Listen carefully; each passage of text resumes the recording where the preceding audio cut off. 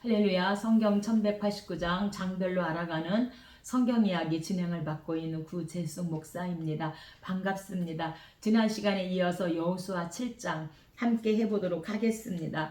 여호수아는 이스라엘의 가나안 그 정복사와 정착사를 이제 보여주고 하나님께서 일찍이 이스라엘 족장들과 언약하신 바를 반드시 이루시는 하나님의 신실성을 증거함으로 말미암아 이스라엘 백성들이 하나님의 언약을 굳게 믿고 그분만을 섬기도록 하기 위하여 여호수아가 기록되었습니다.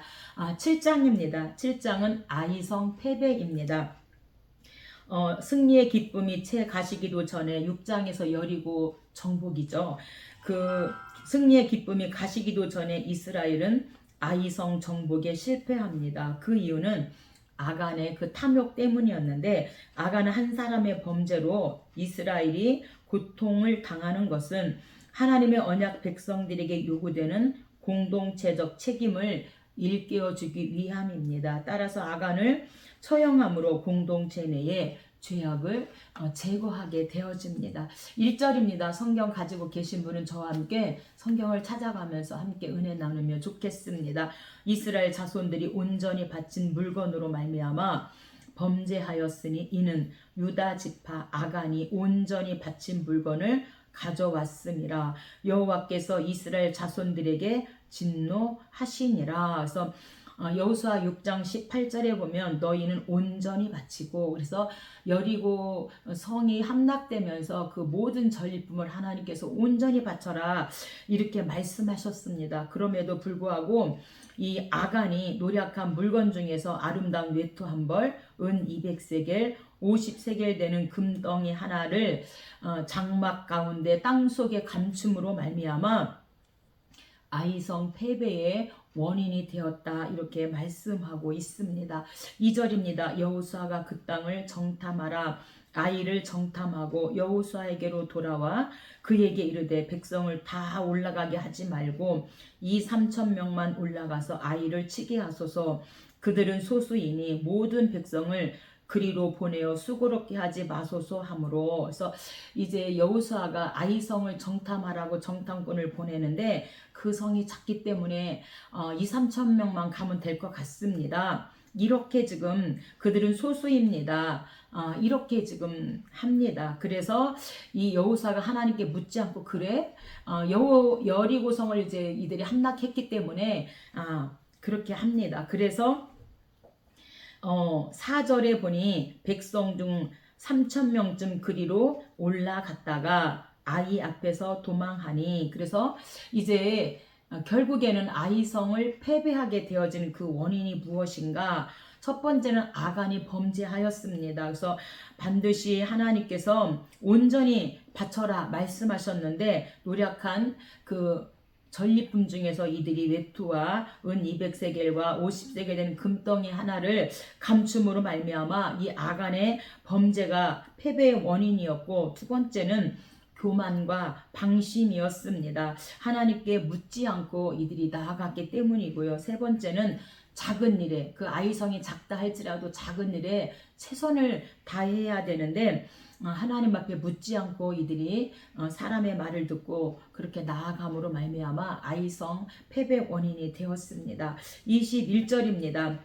내가 노력한 물건 중에서 시날산의 아름다운 외투 한 벌과 은 200세겔과 그 무게가 50세겔 되는 금덩이 하나를 보고 탐내어 가져갔나이다 보소서. 이제 그 물건들을 내 장막 가운데 땅속에 감추었는데 은은 그 밑에 있나이다 하더라. 그래서 이 아이성 패배의 원인이 무엇인가 찾아봤더니 첫 번째는 아간의 범죄였고, 두 번째는 교만과 방심이었다는 걸 깨닫고, 세 번째는 작은 일에 그 작은 아이성에 최선을 다하지 못한 것을 이들이 원인을 깨닫게 되어집니다. 24절입니다. 세라의 아들 아간을 잡고 오늘 너를 괴롭게 하시리라 하니 온 이스라엘이 그를 돌로 치고 물건들도 돌로 치고 불사르고. 그래서 너를 괴롭게 하시리라는 것은 히브리어로 아카르에서 방해하다, 고통을 주다라는 뜻을 가지고 있습니다. 그래서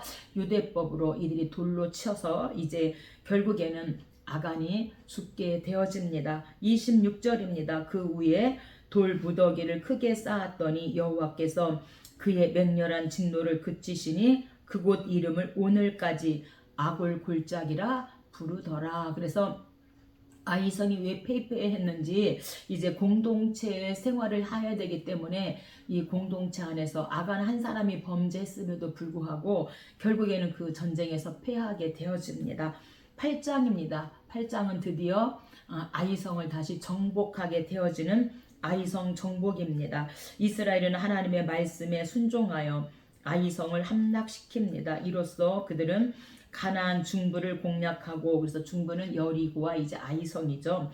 가나안 중부를 공략하고 남부와 북부를 진격할 수 있는 교두부를 확보하게 되어집니다.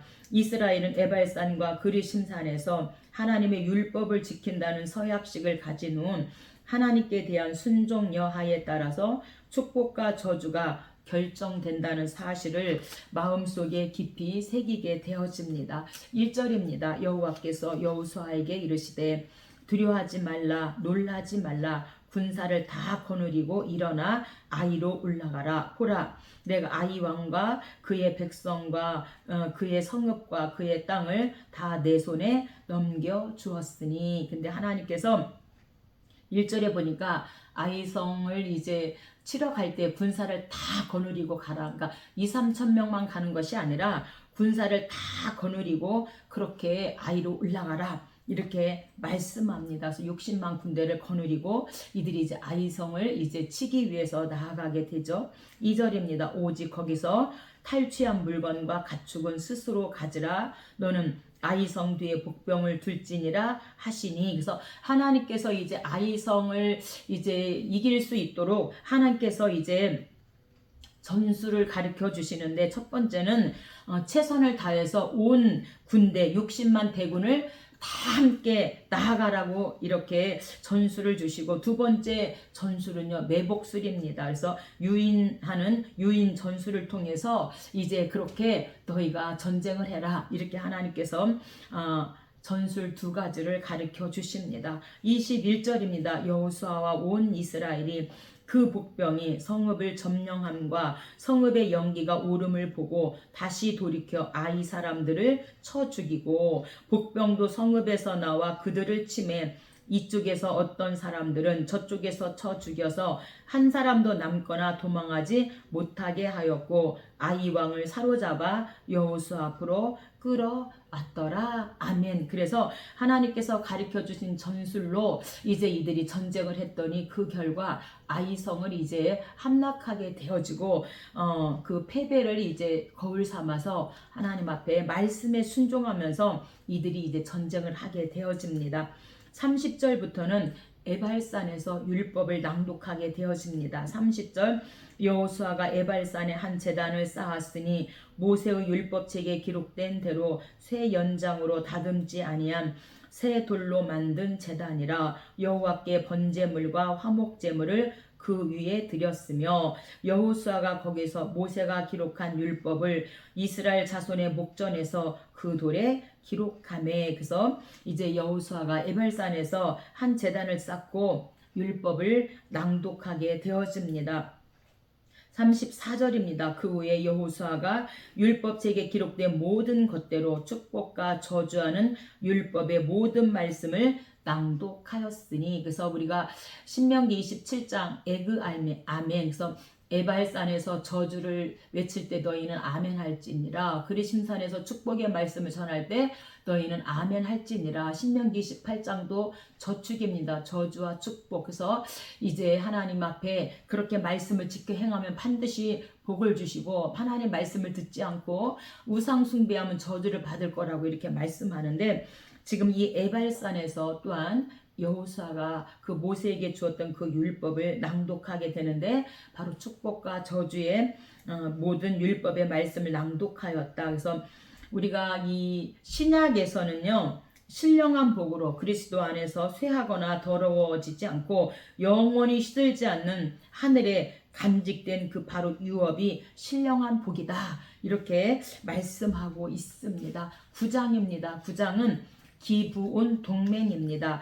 이 9장은 기브온 족속들이 속임수로 이스라엘과 맺은 화친에 대한 기록으로 여호수아는 뒤늦게 속은 사실을 알았지만 그들과 화친 조약을 파기 못한 까닭은 변경할 수 없는 것은 하나님의 이름으로 맹세하였기 때문입니다. 덕분에 그들은 얼마 안 있어서 가나안 다른 족속들이 진멸당할 때에 목숨을 보존할 수 있었다라고 말씀합니다. 3절입니다. 기브온 주민들이 여호수아가 여리고와 아이의 행한 일을 듣고 꾀를 내어 사신의 모양을 꾸미되 헤어진 전대와 헤어지고 찢어져서 기운 가죽 포도주 부대를 나귀에 싣고 그 발에는 낡아서 기운 신을 신고 낡은 옷을 입고 다 마르고 곰팡이가 난 떡을 준비하고 우리는 먼 나라에서 왔나이다. 이제 우리와 조약을 맺읍시다. 이렇게 조약을 맺으러 우리와 동맹해 주세요. 이렇게 기브온 족속들이 꾀를 내어서 여호수 앞에 찾아오게 되어집니다. 그래서 이 기브온 사람들을 통해서 우리가 배울 점은 무엇인가? 절대적 절망 상황. 이제 가나안 7 족속들이 다 이제 죽게 되어지자니 이미 여리고성 무너졌고 아이성 무너졌습니다. 그래서 이제 기브온 사람들도 그다음 이들이 이제 차례인데 이들은 절대적 절대 상황 절망 상황에서 최선을 다해서 이들이 꾀를 내어서 이제 여호수아를 찾아오고 너무나 불쌍한 모습으로 찾아옴으로 말미암아 여호수아가 이때 하나님께 묻지 않고 맹세를 하게 되어집니다. 동맹을 맺게 되어지는 것이 큰 실수였죠. 14절 무리가 그들의 양식을 취하고는 어떻게 할지를 묻지 아니하고 하나님께 묻지 아니하고 너무 불쌍하고 가여워서 여호수아 그들과 화친하여 그들을 살리리라는 조약을 맺고 회중 족장들이 그들에게 맹세하였더라. 그래서 이들이 이 당시에 맹세는 하나님의 이름으로 맹세한 것은 반드시 지켜야만 하는 것이죠. 그래서 여호수아의 절대적 실수가 하나님께 묻지 않고 이 기브온 족속과 동맹을 맺었다고 하는 사실입니다. 오늘 저와 여러분의 실수는 무엇입니까? 하나님께 항상 묻고 성령님 어떻게 할까요? 이렇게 성령님께 묻고 우리가 행하면 좋을 것 같습니다.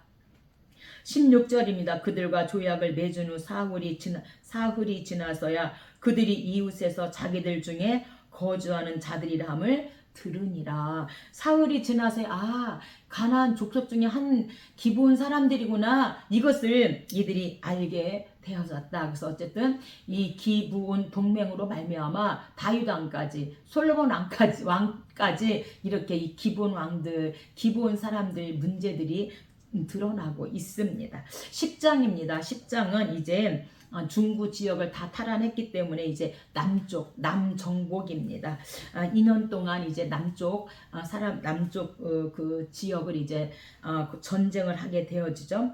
아모리 족속 동맹군은 기브온을 응징하려 합니다. 기브온은 여호수아에게 구원을 요청하였고 이에 응한 여호수아는 대승을 거둡니다. 이로써 이스라엘은 가나안 남부 지방도 수중에 넣게 되어지고 이 전쟁 중에 하나님께서 태양과 달을 멈추는 이적을 베푸사 이스라엘 승리를 가져다 주신 일은 과학적으로 해명할 수 없는 사건이 바로 태양과 달을 멈추는 사건이었습니다. 5절입니다. 아모리 족속의 5 왕들 예루살렘 왕, 헤브론 왕, 야르뭇 왕, 라기스 왕, 에글론 왕이 함께 모여 자기들의 모든 군대를 거느리고 기브온에 대진하고 싸우니라. 여호와께서 그들을 이스라엘 앞에서 패하게 하심으로 여호와께서 하늘에서 큰 우박덩이를 내리심에 칼에 죽은 자보다 우박에 죽은 자가 더 많았더라. 그래서 이 남쪽에 있는 이제 왕들과 약 2년에 걸쳐서 전쟁을 함으로 말미암아 이제 전쟁에서 승리하게 되어지는데 칼에 죽은 자보다 하나님이 하시는 그 이적 가운데 우박에 죽은 자가 더 많다. 그래서 전쟁의 승리의 주역은 바로 하나님이시다. 우리가 싸우는 것 같아도 그곳에 하나님이 개입하셔야만 그 전쟁에서 이길 수 있음을 말씀하고 오늘 우리의 삶의 승리의 주역도 하나님이시라는 거 꼭 기억했으면 좋겠습니다. 12절입니다. 아모리 사람을 이스라엘 자손에게 넘겨주시던 날에 여호수아가 이르되 태양아 너는 기브온 위에 머무르라.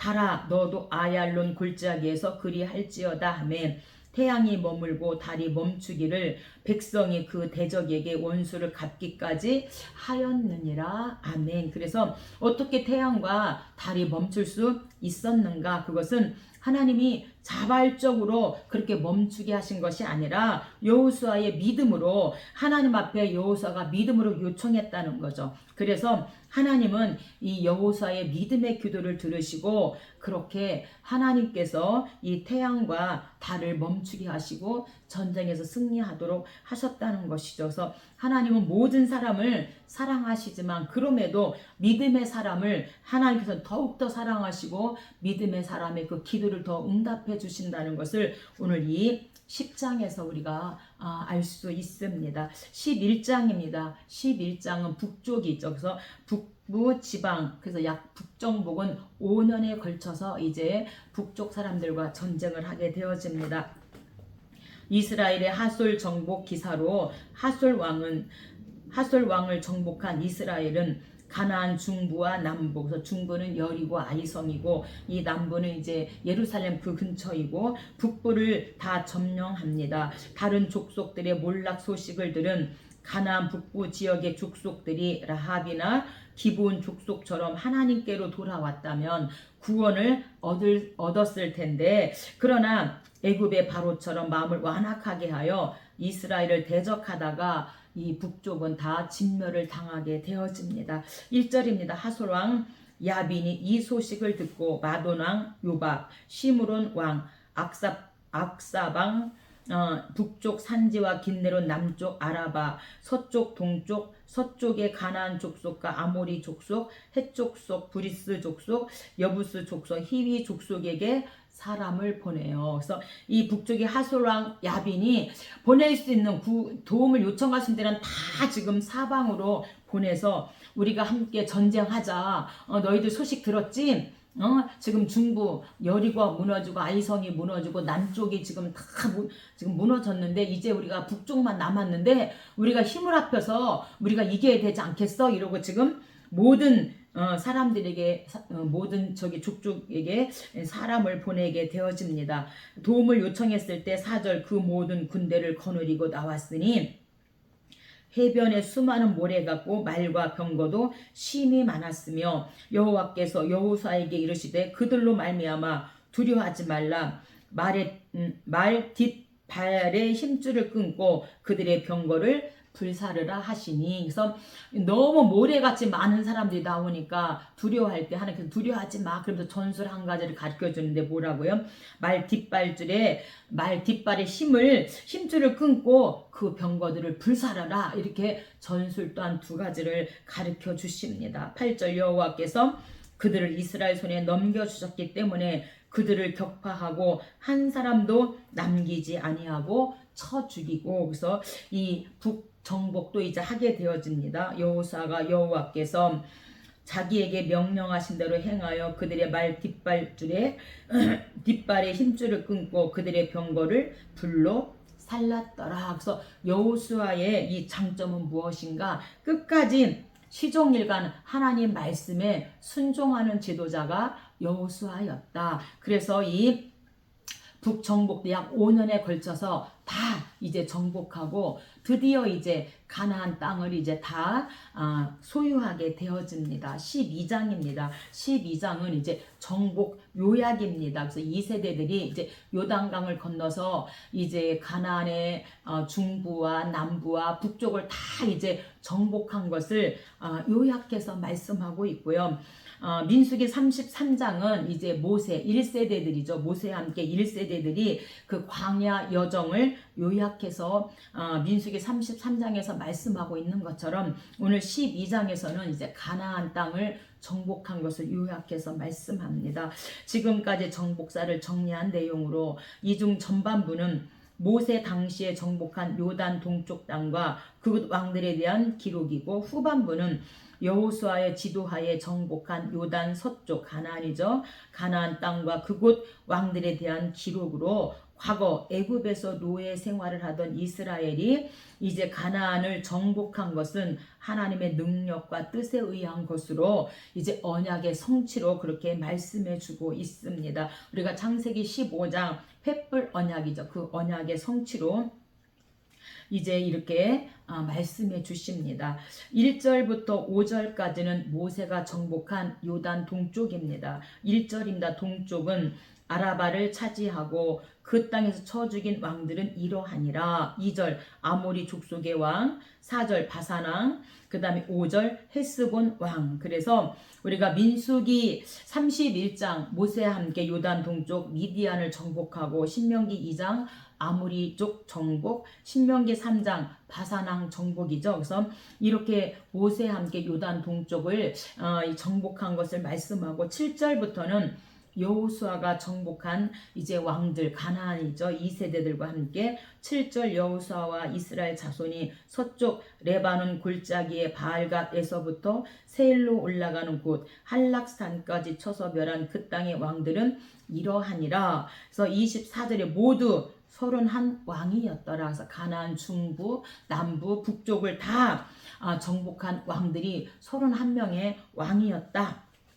이렇게 말씀합니다. 그래서 여호수아가 이 세대들과 이제 가나안 땅에 들어와서 땅을 정복하는데 약 7년이라는 시간이 걸렸고, 이제 정복한 다음에 이제 또 이들에게 이제 땅을 분배하는데 약 18년이 걸려서 정착하는데 약 18년이 걸려서 이제 이들이 가나안 정착사가 약 25년으로 우리가 그렇게 보고 있습니다. 13장입니다. 13장은 요동 땅 분배입니다. 이제 땅을 7년에 걸쳐서 정복했고 이제 땅을 분배하는 이제 정착사가 약 18년 정도 걸리는데 13장 요동 땅 분배입니다.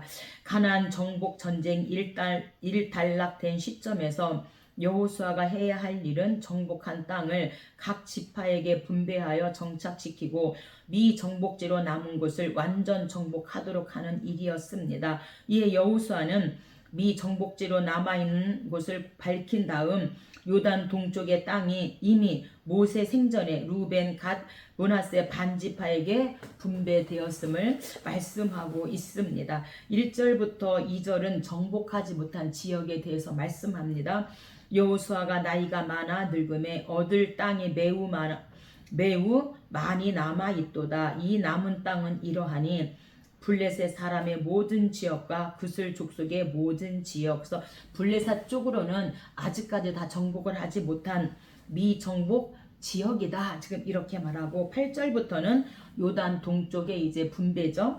므낫세 반지파, 루벤 족속, 갓 족속, 여호와의 종 모세가 그들에게 준 것은 이러하니라. 그래서 요단 동쪽은 이미 모세 때에 맨 이제 이렇게 두 지파 반을 정복하고 이들에게 땅을 분배하였는데 이제 모든 전쟁에서 이제 이기고 난 다음에 여호수아에게 정식으로 여호수아가 이제 다시금 땅을 이제 분배해주게 되어집니다. 14장은 갈렙 땅입니다. 유다 지파부터 시작하여 이스라엘은 드디어 요단 서쪽 땅을 분배받게 됩니다. 땅 분배는 제비뽑기로 시행되었는데 갈렙은 여호수아에게 헤브론을 기업으로 달라고 청원하여 승낙을 받습니다. 그는 일찍이 모세로부터 그 땅을 기업으로 약속받았습니다. 그때의 약속이 이제 40년 만에 성취되었는데 이 산지를 내게 주소서. 이 산지를 나에게 달라고 이미 40년 전에 모세가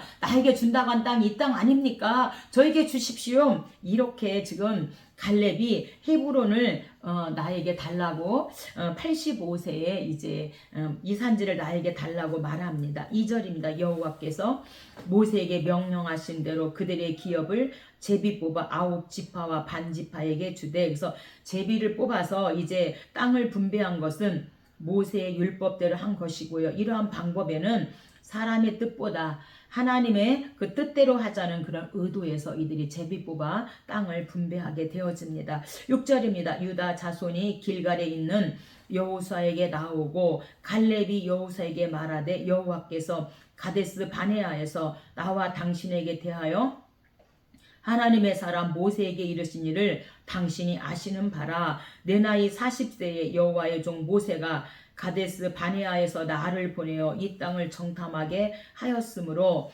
내가 성실한 마음으로 보고하였고. 그래서 민수기 13장 정탐 보고죠. 각 지파에 한 사람씩 12명을 보냈는데 이 여호수아와 이 갈렙은 정말 그들은 우리 앞에 아무것도 아닙니다. 이렇게 말하고 나머지 10지파의 지도자들은 그들 앞에 우리는 메뚜기같이 작습니다. 이렇게 해서 가데스 바네아에서 38년 동안 그들이 광야 생활을 하게 되어졌을 때 오직 여호수아 갈렙만 하나님의 그 위대하신 하나님이 하실 일을 이들은 기대하면서 정말로 긍정적인 보고를 하게 되어졌죠.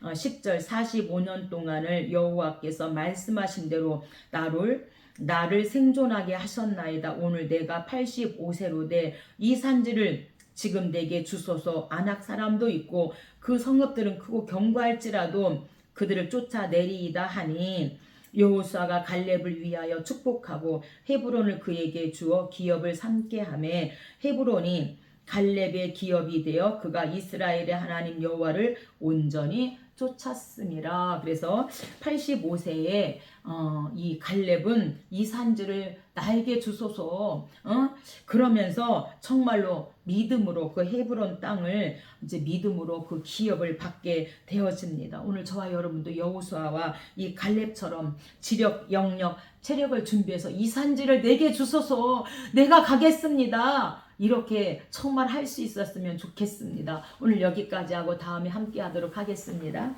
감사합니다.